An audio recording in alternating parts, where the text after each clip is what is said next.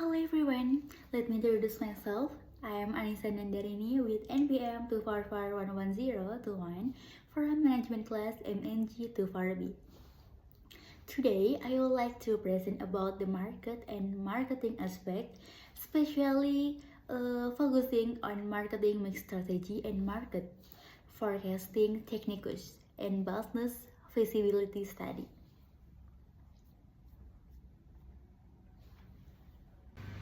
Baik, pada kesempatan kali ini saya akan menjelaskan tentang strategi bauran pemasaran atau marketing mix dan teknik peramalan pasar. Pertama, kita bahas tentang aspek pasar dan pemasaran. Dalam studi kelayakan bisnis, aspek pemasaran merupakan salah satu faktor utama yang menentukan apakah suatu usaha layak dijalankan atau tidak. Hal ini karena keberhasilan bisnis tidak hanya ditentukan oleh produk yang bagus, tetapi juga bagaimana cara perusahaan memasarkan produk tersebut kepada konsumen. Di tengah persaingan yang semakin ketat, perusahaan harus memiliki strategi yang tepat agar dapat menarik dan mempertahankan konsumen. Selain itu, perusahaan juga perlu mampu memprediksi kondisi pasar di masa depan untuk meminimalkan risiko yang mungkin terjadi. Oleh karena itu, diperlukan dua hal penting, yaitu strategi marketing mix dan teknik peramalan pasar. Selanjutnya kita bahas tentang apa itu marketing mix dan peramalan pasar.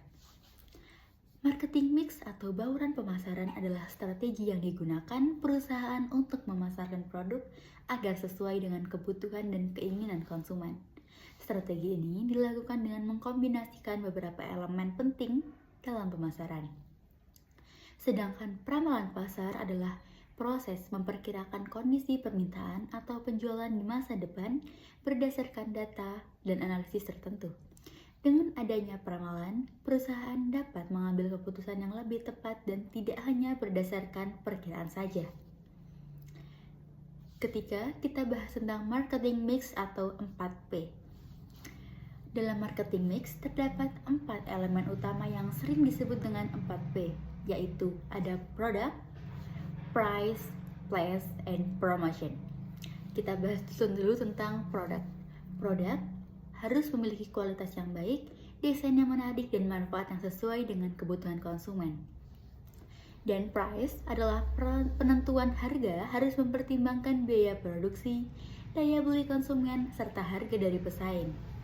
Dan place atau distribusi. Distribusi berkaitan dengan bagaimana produk sampai ke tangan konsumen. Dan yang keempat, promotion atau promosi. Promotion atau promosi adalah kegiatan untuk menarik perhatian konsumen seperti iklan, diskon, maupun penggunaan media sosial. Selanjutnya, kita bahas tentang teknik peramalan.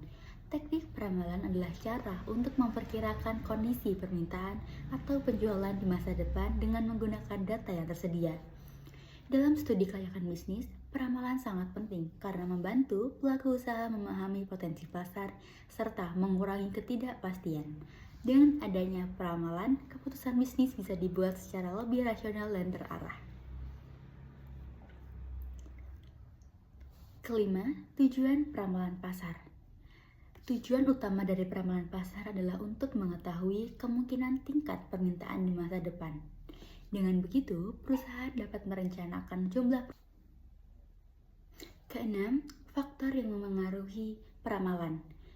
Beberapa faktor tersebut antara lain perubahan selera konsumen, kondisi ekonomi, tingkat persaingan, perkembangan teknologi, dan kebijakan pemerintah. Karena banyaknya faktor tersebut, perusahaan harus selalu melakukan evaluasi dan penyesuaian terhadap hasil peramalan. Ketujuh, manfaat peramalan bagi bisnis. Dengan adanya peramalan, perusahaan dapat memperkirakan jumlah produksi yang harus disiapkan sehingga tidak terjadi kelebihan atau kekurangan barang. Selain itu, peramalan juga membantu dalam menyusun strategi pemasaran yang lebih tepat, mengelola keuangan dengan lebih baik, dan meningkatkan peluang keberhasilan bisnis.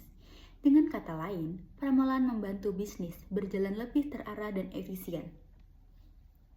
Kesimpulannya, strategi marketing mix dan teknik peramalan pasar merupakan bagian penting dalam studi kelayakan bisnis.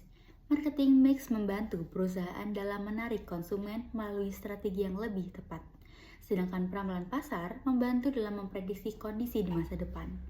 Dengan menggabungkan keduanya, perusahaan dapat mengambil keputusan yang lebih baik dan meningkatkan peluang keberhasilan usaha. That's all my presentation. Thank you for your attention.